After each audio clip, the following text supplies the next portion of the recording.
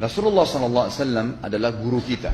Sepakati dulu poin ini. Tidak ada guru bagi umat Islam siapapun yang syahadat kecuali Nabi Muhammad SAW. Ini disepakati dulu. Semua dai dan ulama adalah pewaris beliau. Artinya harus mewariskan ilmu yang beliau ajarkan. Apa yang diajarkan itu yang disampaikan ke umat. Yang tidak diajarkan mereka larang agar dikerjakan. Kan begitu mestinya. Ini kaidahnya dulu. Masalah kasus ada orang imam pimpin doa setelah sholat, jangan dibahas doanya. Doa adalah ibadah. Tapi begini, sebelum anda kerjakan satu ibadah, tanya, saya mau ziarah kubur. Jangan ziarah kubur sebelum anda tanya bagaimana Rasulullah SAW ziarah kubur, agar jangan anda buat-buat ziarah kubur itu.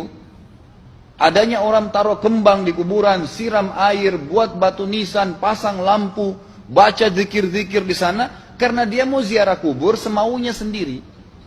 Tidak bisa. Anda muslim, punya kiai, punya Rasulullah SAW, suri tauladan kita, uswatun hasanah. Tanya Rasulullah ziarah kubur bagaimana? Rasulullah SAW dalam hadis Bukhari menziarahi kubur Baqi. Datang, memberikan salam, mendoakan mereka, pulang.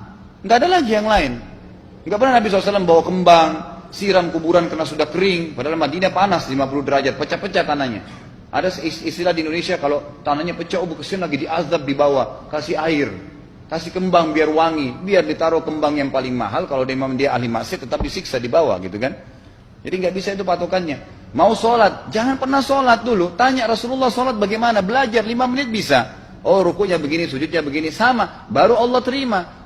Tujuan Nabi SAW diutus untuk apa? Untuk dicontohi, diciplak hidupnya. Cara makannya, cara tidurnya, berpakaian, bahkan cara jalannya saja. Para sahabat contohnya, Nabi jalan begini.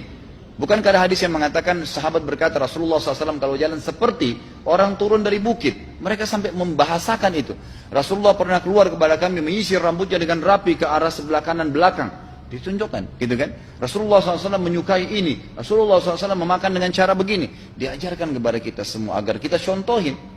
Yang jadi masalah bagi kita ini, kita selalu mau buat apa-apa yang tidak diperintahkan oleh Nabi SAW. Selalu alasannya baik. Sekarang kasus berdoa setelah sholat. Doa adalah ibadah, nggak ada masalah doa. Tapi kalau kita mau ikat antara sebuah ibadah dengan ibadah yang lain, tanya dulu. Rasulullah pernah ikat nggak? Pernah pertemukan nggak? Ziarah kubur dengan baca Quran. Ziarah kubur ibadah, baca Quran ibadah. Pernah nggak Nabi baca Quran di kuburan? Itu tanya. Nggak ada riwayat Nabi SAW pernah baca Al-Fatihah untuk orang mati atau baca di ayat Al-Quran. Datangkan dalilnya coba.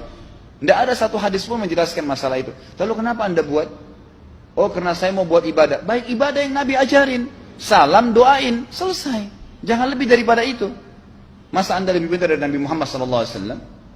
Habis sholat, memang paket yang Nabi tawarkan, yang beliau selalu kerjakan adalah zikir. Setelah sholat, dengan zikir sholat yang sudah masyhur, istighfar, kemudian baca Allahumma antas salam, sampai membaca ayat kursi, al-ikhlas, al-falaq, an-nas, baca subhanallah, alhamdulillah, Allah akbar 33 kali, sampai terakhir baca, digenapkan la ilaha illallah wahdahu la syarika. Selesai itu semua hadis Nabi SAW menjelaskan setelah sholat, Rasulullah SAW langsung